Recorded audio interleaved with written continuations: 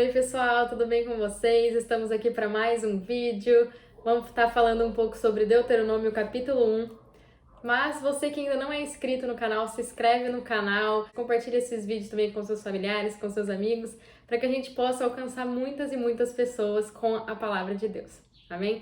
Gente, então nós estamos começando literalmente o 5º livro do Pentateuco, da Lei, onde a gente viu também no vídeo passado. Se vocês não viram, vejam lá a introdução a esse livro maravilhoso, desse último livro da Torá. A gente fala um pouco sobre não se tratar de ser uma segunda lei, como esse nome sugere, onde a partir da palavra Deuteronômio surgem outras duas palavras gregas, que são deutero, que significa segunda, e nomos, que significa lei. Então, Deuteronômio, na sua tradução literal, significa segunda lei. Mas a gente sabe que não se trata de uma segunda lei, e sim uma repetição, uma reapresentação da lei para a nova geração. Então, o que muda não são as palavras, o que muda são as pessoas que estão recebendo essa palavra.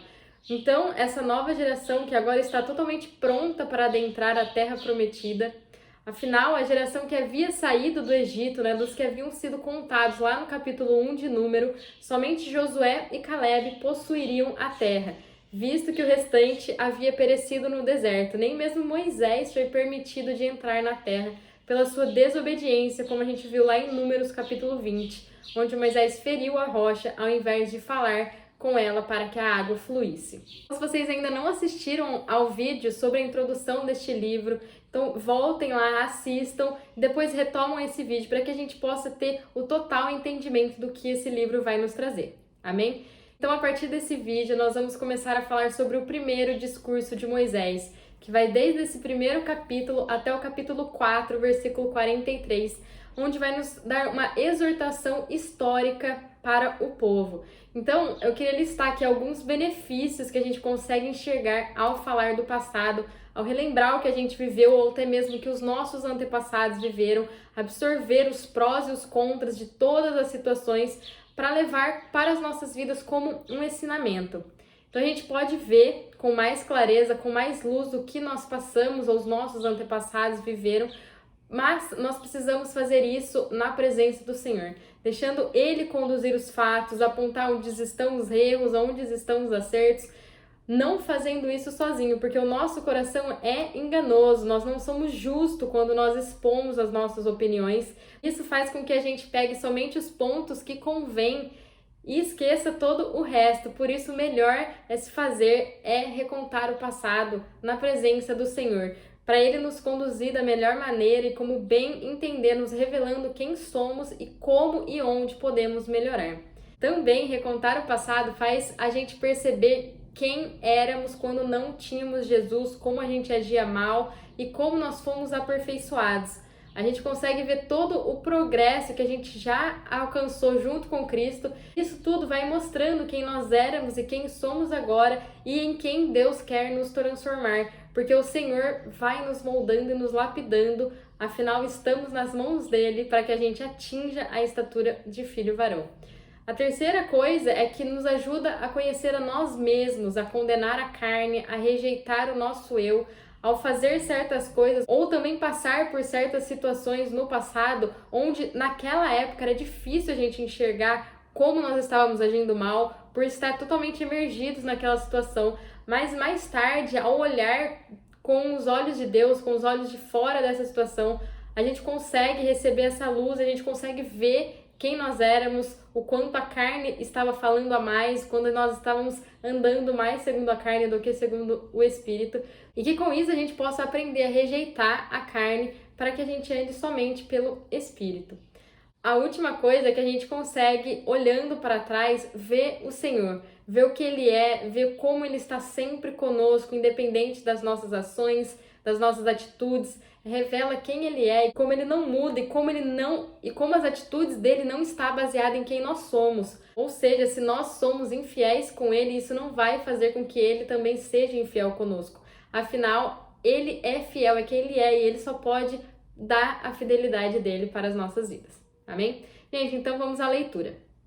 São estas as palavras que Moisés falou a todo Israel além do Jordão, no deserto, no Arabá, diante do mar de Suf, entre Parã, Tofel, Labã, Azerote e de Zaabe. São necessários 11 dias de jornadas do Horebe, Monte Sinai, a Cades Barneia, pelo caminho da montanha de Seir. Então esse livro começa nos dizendo que essas são as palavras que Moisés, o porta-voz de Deus, proferiu para todo o povo nas campinas de Moabe, onde eles estavam desde Números 22. E então Moisés continua dizendo que era necessário apenas 11 dias de viagem do Monte Sinai até Cades Barneia, onde eles haviam chegado. Mas pela incredulidade, por ainda agirem por suas vontades, por olharem com seus olhos naturais, eles não puderam desfrutar da bênção que estava diante deles. Sendo assim, o Senhor precisou levar eles para andarem no deserto, até que toda aquela geração incrédula morresse. Por isso, a gente pode dizer que foi mais fácil tirar eles do Egito do que tirar o Egito de dentro deles. Porque uma coisa é Deus agir sozinho, e isso só depende do poder e soberania dele. Outra coisa é ele agir com um homem caído, com um homem egoísta, que fica fazendo divisão entre Deus e nós, assim como Isaías 59 diz que nossos pecados fazem divisão entre nós e Deus, e não ao contrário. O Senhor está sempre ali, esperando que a gente olhe para ele, mas a gente vai pecando tanto que a gente vai fazendo essa separação entre nós e o Senhor.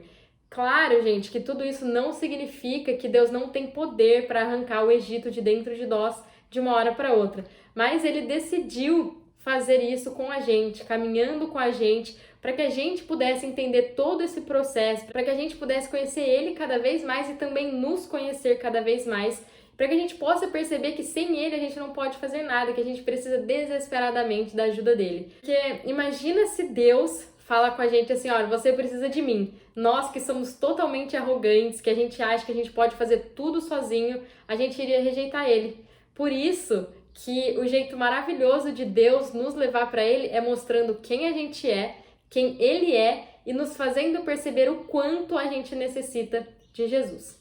No 40º ano, no primeiro dia do 11º mês, falou Moisés aos filhos de Israel, conforme tudo que o Senhor lhe ordenara a respeito deles.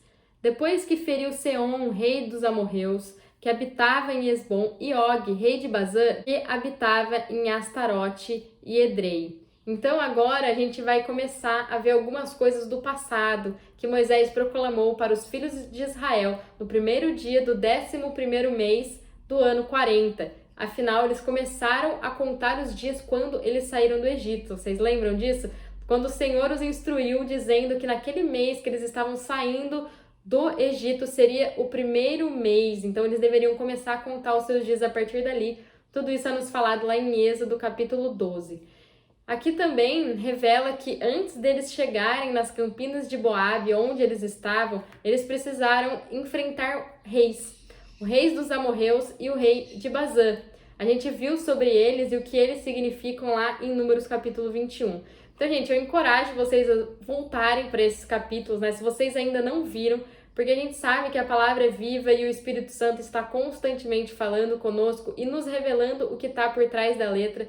Então lá tem uma revelação tremenda do que esses reis significam, e eu creio que o Espírito Santo hoje também vai nos revelar um outro ponto importante que talvez não esteja naquele capítulo, mas que o completa. Então, se nós vemos os dois capítulos, se nós vemos essas duas palavras, a gente tem uma revelação tremenda, porque afinal a revelação ela é progressiva, ela vem devagar, ela vai abrindo os nossos olhos, ela vai aumentando.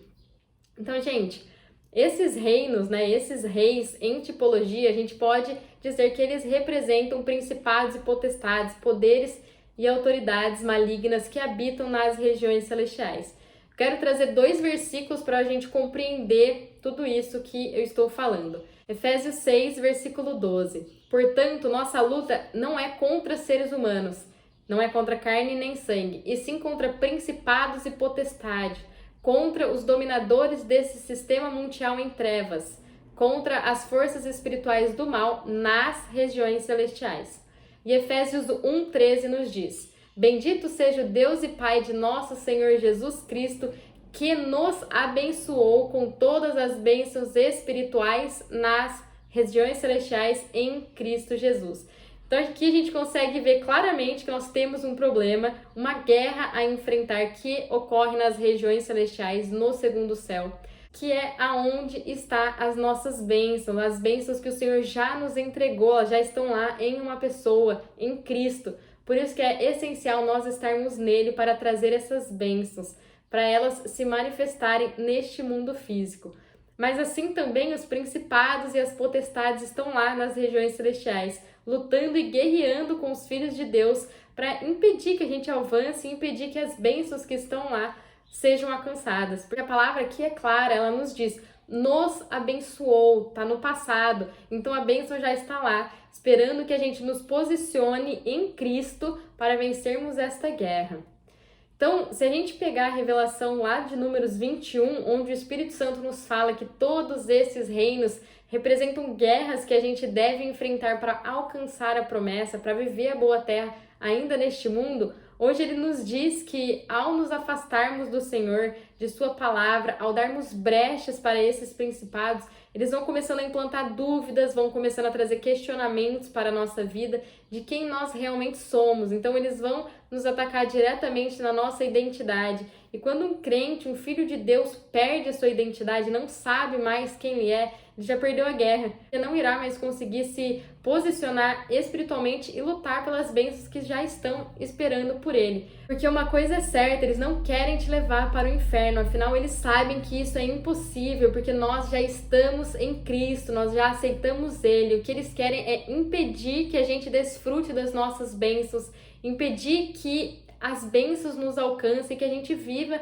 essa boa terra ainda nesses dias. Ele quer nos barrar e nos fazer miseráveis aqui neste mundo, porque eles sabem e nós também sabemos que o nosso futuro já está garantido em Cristo, nós já fomos selados com o Espírito Santo da promessa, nós já somos dele e nada nos tira isso, mas infelizmente se a gente perde a nossa identidade, se a gente deixa todos esses reis malignos nos enganar, se a gente começa a dar brecha para eles, a gente não vai viver o melhor de Deus para nós aqui neste mundo. Além do Jordão, na terra de Moabe, começou Moisés a expor-lhes esta lei, dizendo: O Senhor nosso Deus nos disse em Horebe: Já permanecestes bastante tempo nesta montanha.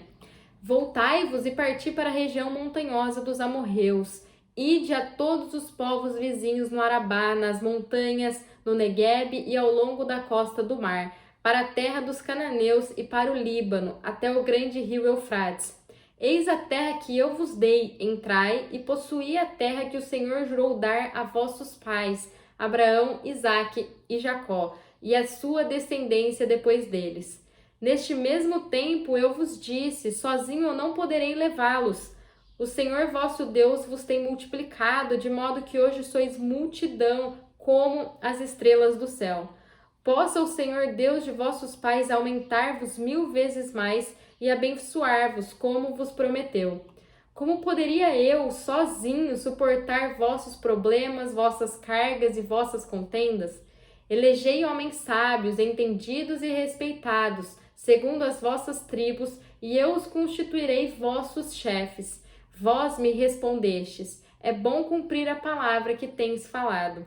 De modo que tomei os chefes de vossas tribos, homens sábios e respeitados, e os constituí chefes sobre vós, por comandantes de 1000, de 100, de 50 e de 10, e por oficiais, segundo as vossas tribos.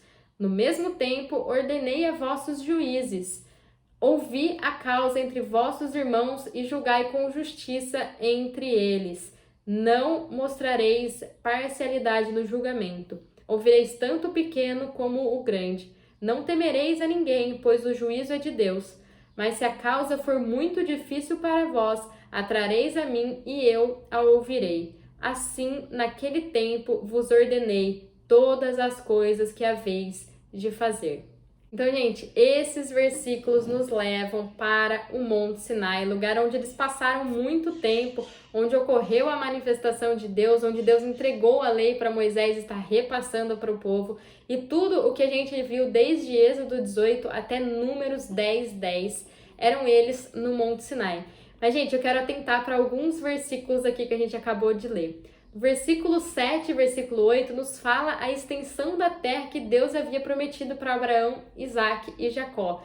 de onde até onde ela ia. Então que a gente possa hoje pedir para Deus para que Ele abra o nosso entendimento e para que Ele nos mostre o quão grande e quão maravilhoso é a nossa boa terra, a qual agora em Cristo também somos herdeiros e co-herdeiros e participantes da promessa.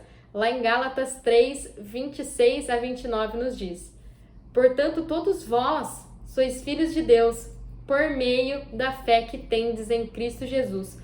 Pois todo quantos em Cristo fostes batizados, de Cristo vos revestiste. Não há judeu, nem grego, escravo ou livre, homem ou mulher, porque todos vós sois um em Cristo Jesus. E se sois de Cristo, então sois descendência de Abraão e plenos herdeiros de acordo com a promessa. Glória a Deus. E a gente sabe que a promessa de Deus a Abraão não se baseava somente a este mundo, a promessa ia além, assim como a palavra nos diz lá em Hebreus 11, do versículo 8 ao 16. Pela fé, Abraão, quando convocado, obedeceu e dirigiu-se a um lugar que no futuro receberia como herança. Embora não soubesse para onde estava sendo dirigido, mediante a fé, peregrinou na terra prometida como se fosse terra estrangeira, habitando em tendas, assim como Isaque e Jacó, herdeiros com ele da mesma promessa, porquanto aguardava alcançar a cidade que tem alicerces magníficos, da qual Deus é o arquiteto e edificador. Por meio da fé, da mesma forma, a própria Sara recebeu poder para gerar filhos, ainda que estéril e avançada em idade, porque considerou fidedigno aquele que havia lhe feito a promessa. Sendo assim, daquele homem já sem virilidade, nasceu uma descendência tão numerosa como as estrelas do céu, e incontável como os grãos de areia à beira-mar. Todos esses viveram pela fé e morreram sem ter recebido o que havia sido prometido. Contudo, viram-no de longe e à distância o saudaram, reconhecendo que eram estrangeiros e peregrinos sobre a terra. Os que se expressam desta maneira demonstram que estão em busca de uma pátria, pois se estivessem cogitando sobre aquela de onde saíram, teriam a possibilidade de voltar. Em vez disso, aguardavam eles pela pátria excelente, ou seja, a pátria celestial. Por este motivo, Deus não se constrange de ser conhecido como o Deus deles, mas lhe preparou uma cidade. Então Abraão peregrinou na terra da promessa como sendo estrangeiro, apesar de Deus ter dito que aquela terra seria de sua descendência. Mas olha como a palavra é gloriosa, ela diz que Abraão peregrinava na terra da promessa que Deus ia dar aos seus descendentes, mas ele olhava além. Ele olhava para a promessa de uma cidade que não era feita por mãos humanas, onde Deus era o arquiteto. E em Cristo nós também somos participantes e herdeiros desta promessa. Assim como Efésios 3, versículo 4 a 6 diz: assim, quando lerdes, podeis perceber o meu entendimento sobre o mistério de Cristo. Este mistério não foi dado a conhecer as pessoas de outras gerações, mas agora foi revelado pelo Espírito aos santos, apóstolos e profetas de Deus, significando que por intermédio do Evangelho, da graça, os não-judeus são igualmente herdeiros com Israel, membros do mesmo corpo e coparticipantes da promessa em Cristo Jesus. Então nós precisamos estar em Cristo para desfrutar da promessa que Deus fez a Abraão. E agora, do versículo 9 ao 18, nos relembra Êxodo 18.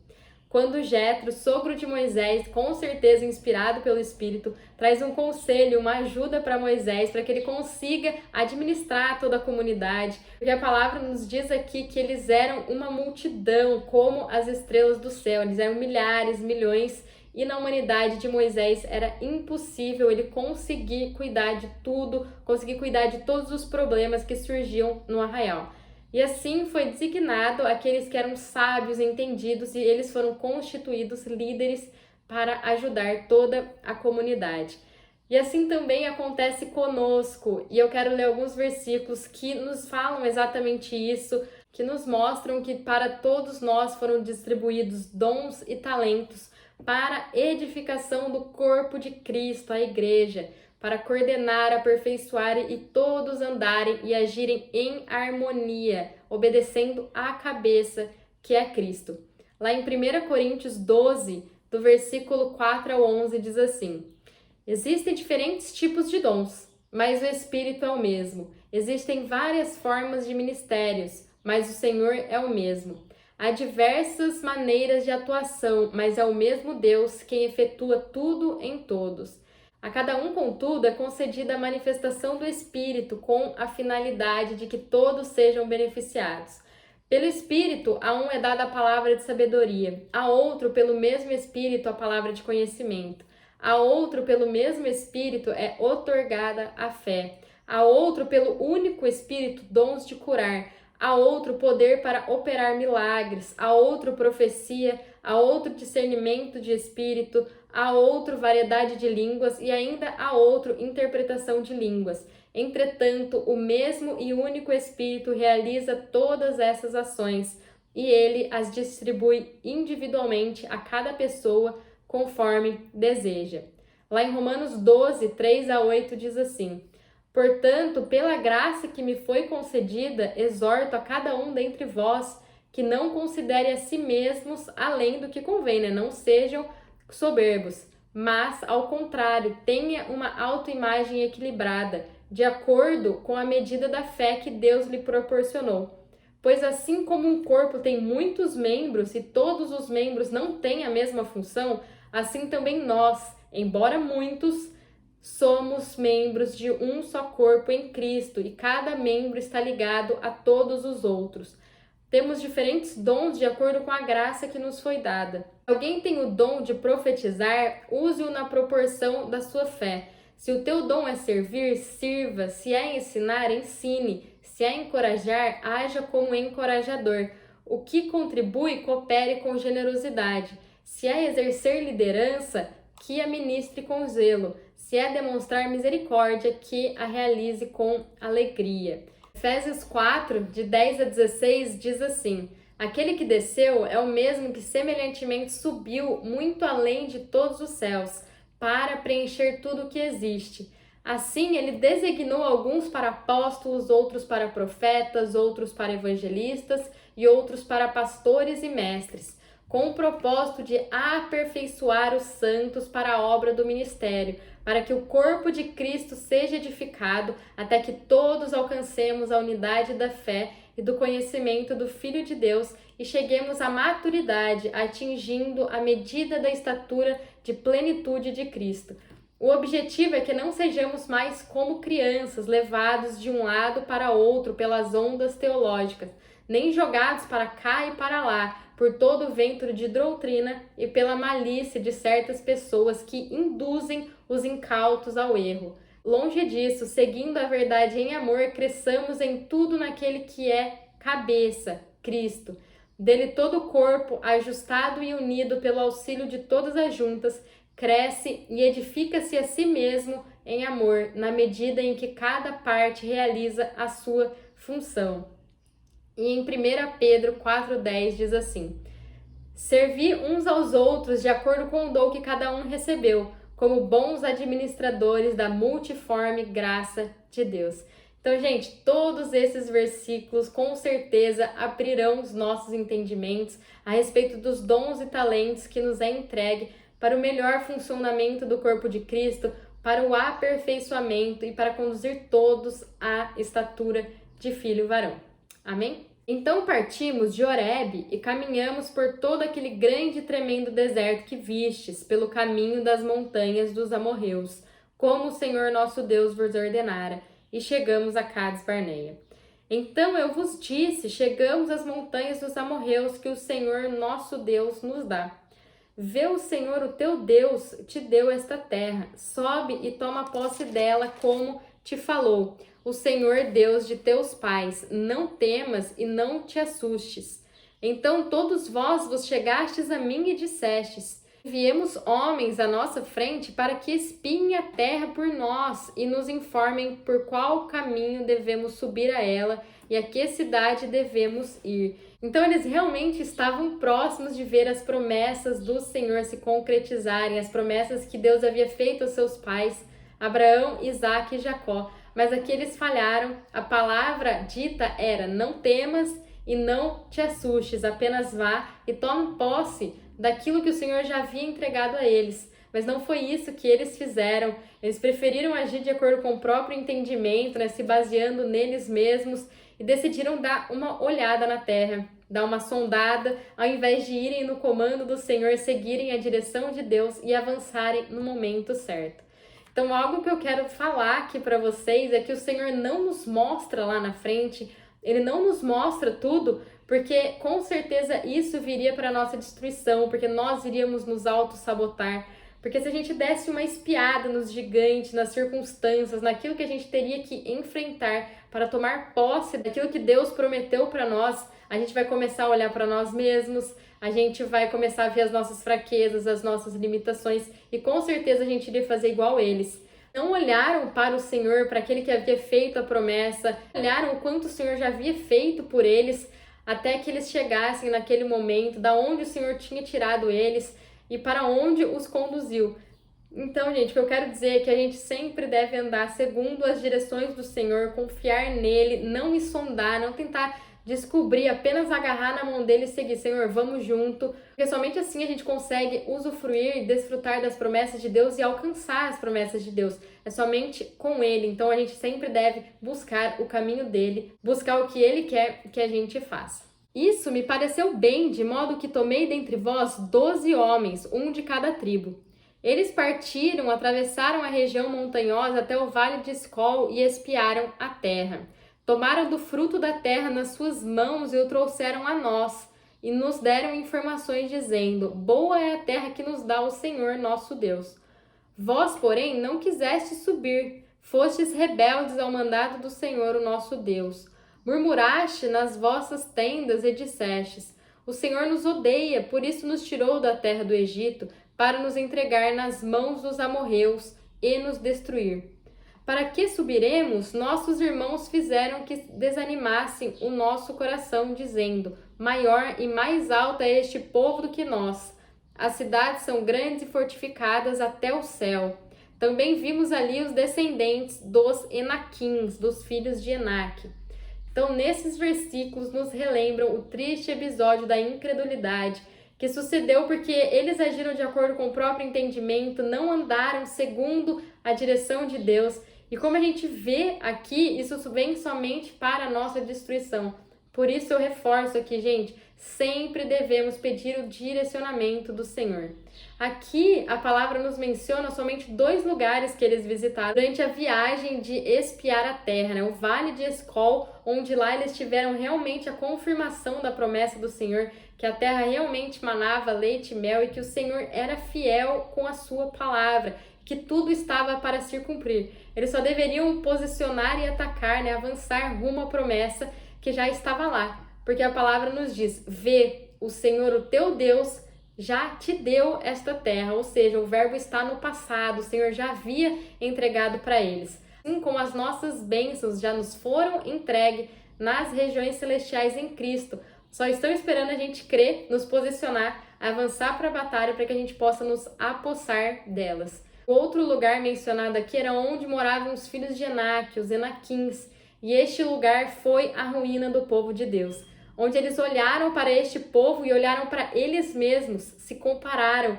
viram que aparentemente eles não eram nada perante o povo. Fisicamente falando, eles eram mais baixos, mais fracos, mas eles tinham um diferencial. Eles tinham o Senhor dos Exércitos que lutava com eles. E era nisso que eles deveriam ter se firmado, era nessa certeza de que o Senhor lutaria por eles. Isso me faz lembrar aqui Davi lutando com Golias, quando aos olhos naturais, né, aos olhos humanos de provavelmente quem estava lá, com certeza estava apostando todas as fichas no gigante. Isso porque eles não tinham os olhos sobrenaturais, mas Davi entendeu isso e declarou lá em 1 Samuel 17:45.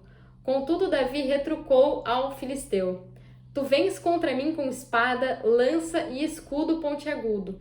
Eu, no entanto, venho a ti em nome de Yahvé, o Senhor dos Exércitos, o Deus dos exércitos de Israel que desafiastes. Então, esse é o exemplo que a gente deve seguir, a gente deve declarar: ansiedade, medo, depressão, todas as circunstâncias contrárias Vocês podem se levantar contra mim com todos os poderes que vocês têm, mas eu me levanto em nome do Senhor dos Exércitos, Yeshua HaMashiach, o nome que está sobre todo nome. Amém? Então eu vos disse, não vos espanteis nem os temais. O Senhor, o vosso Deus, que vai adiante de vós, combaterá por vós, conforme tudo que fez convosco diante dos vossos olhos no Egito. Também no deserto vistes que o Senhor, o vosso Deus, vos levou, como um homem leva seu filho, por todo o caminho que andastes até chegar-te a este lugar. Nem ainda assim, porém, crestes no Senhor, o vosso Deus, que foi adiante de vós em vossa jornada, de noite no fogo e de dia na nuvem, para vos achar lugar onde devereis acampar, e para vos mostrar o caminho por onde haveis de andar. Então aqui a gente vê Moisés relembrando e contando para a nova geração as suas palavras que ele proferiu para o povo da primeira geração, mostrando e fazendo eles relembrarem tudo que o Senhor havia feito, aonde o Senhor havia tirado eles e para onde o Senhor estava os conduzindo, mostrando que o Senhor havia suprido todas as necessidades do seu povo, mas nada disso fez com que eles realmente acreditassem que o Senhor iria lutar por eles. Nada disso fez com que eles abandonassem a incredulidade. A própria Bíblia diz que esse povo era um povo de dura serviço. E assim, a gente volta mais uma vez para a questão de ser muito mais fácil tirar eles do Egito do que tirar o Egito de dentro deles, como a gente falou no começo do vídeo. Assim também como nós, é muito mais fácil nos salvar, foi muito mais fácil nos salvar do que nos santificar. Quando o Senhor ouviu as vossas palavras, indignou-se e jurou, dizendo: nenhum dos homens desta maligna geração verá esta boa terra que jurei dar a vossos pais. Salvo Caleb, filho de Jefoné, ele a verá, e a terra que pisou darei a ele e a seus filhos, porque perseverou em seguir ao Senhor. Também o Senhor se indignou contra mim por causa de vós, dizendo: também tu lá não entrarás. Josué, filho de Num, que está em pé diante de ti, ele ali entrará. Encoraja-o, porque é ele quem fará que Israel a receba por herança. Vossos meninos, de quem dissestes que seriam presas do inimigo, vossos filhos que hoje não sabem discernir entre o bem e o mal, eles ali entrarão e a darei a eles para que a possuam. Quanto a vós, voltai-vos e partir para o deserto, pelo caminho do Mar Vermelho. Então, Moisés, nesses versículos, relata o resultado de toda essa incredulidade, mostra o que eles colheram ao tomarem as suas próprias decisões e não andarem pelos caminhos e direcionamentos do Senhor. Eles plantaram a sua própria destruição e é isso que acontece sempre que a gente anda segundo o que a gente acha ou o que a gente quer, sem andar segundo a palavra do Senhor que está sobre nossas vidas, o que Ele quer que a gente faça. O resultado sempre será tropeços e derrotas. Por isso, a gente sempre deve ter em mente que, ao nosso entendimento, as promessas que Deus nos faz pode estar demorando. Mas a partir do momento que a gente para de olhar para o tempo, a gente começa a olhar para nós mesmos, a gente vai ver que Ele está fazendo a obra em nós, que Ele está nos moldando, nos lapidando, para que assim a gente possa pisar na terra que está pronta nos esperando. Porque se Deus nos entrega a promessa antes de nós estarmos prontos para recebê-la, isso não vem para nos abençoar, mas vem para causar a nossa destruição. Por isso que o tempo de Deus é perfeito, porque Ele conhece, Ele sabe de coisas sobre nós que a gente nem sabe, e somente Ele sabe quando nós estamos prontos e preparados para receber aquilo que Ele nos prometeu. Aqui, gente, também nos fala sobre a promessa de Deus, sobre os filhos da geração incrédula, que eles iriam ser aqueles que usufruiriam da promessa por conta da incredulidade dos pais. E também menciona o fato de Deus sempre ter um remanescente fiel do seu povo. Somente Josué e Caleb, de toda aquela geração incrédula, entrariam e possuiriam as promessas do Senhor. Até mesmo Moisés foi impedido de adentrar, quando pela segunda vez foi tirar a água da rocha e ele desobedeceu a Deus, ele feriu a rocha ao invés de falar com ela, como nos é relatado lá em Números 20. Gente, ao estar estudando sobre esse capítulo aqui, o Espírito Santo me falou algo direcionado a esses versículos aqui, é realmente uma revelação tremenda.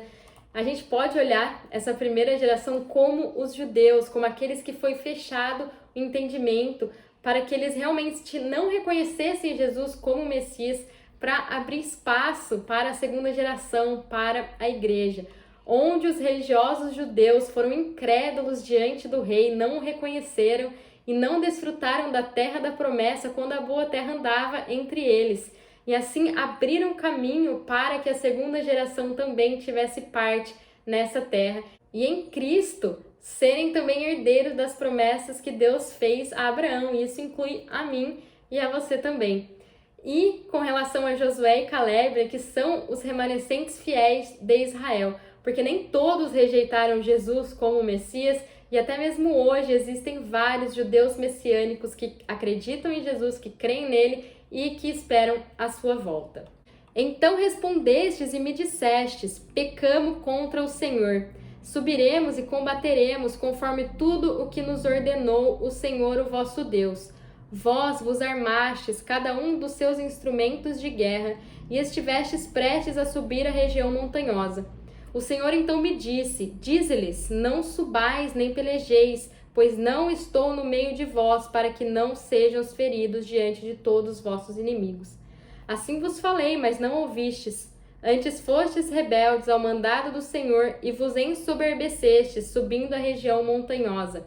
Os amorreus que habitavam naquela região montanhosa saíram contra vós e vos perseguiram como abelhas e vos derrotaram desde Seir até Hormá. Voltastes e chorastes perante o Senhor, mas o Senhor não ouviu a vossa voz nem vos deu atenção. Por isso estivestes muitos dias em Cádiz. Então aqui mais uma vez o povo age de acordo com o seu próprio entendimento e partem para uma guerra que o Senhor mesmo falou que não estaria entre eles. Mas mesmo assim eles desobedeceram, mais uma vez eles não ouviram a voz do Senhor e agiram como bem entendessem. Então, gente, quando se trata de acreditar, de ter fé, a gente deve esquecer o nosso passado e saber que tudo se fez novo em Cristo, somos novas criaturas, as coisas velhas já passaram. Mas quando trata de conhecer a Deus e também conhecer nós mesmos, isso é muito importante. A gente deve nos lembrar de nosso passado, levar em conta o nosso passado, nos permitir ver e entender o porquê não devemos colocar a nossa confiança em nós mesmos, que a gente deve sempre depositar nossa esperança e confiar somente em Deus, ao único que não muda, que não tem sombra de variação, que não mente, naquele que tem as palavras que nunca falham. E quanto a nós, a gente precisa relembrar quem éramos para não querermos mais parecer com o velho homem e a todo instante seguir ao alvo, seguir rumo ao alvo que é Cristo, para avançar e alcançar a estatura de filho varão. Amém? Gente, esse é o capítulo 1 de Deuteronômio. Fiquem com Deus e até o próximo vídeo.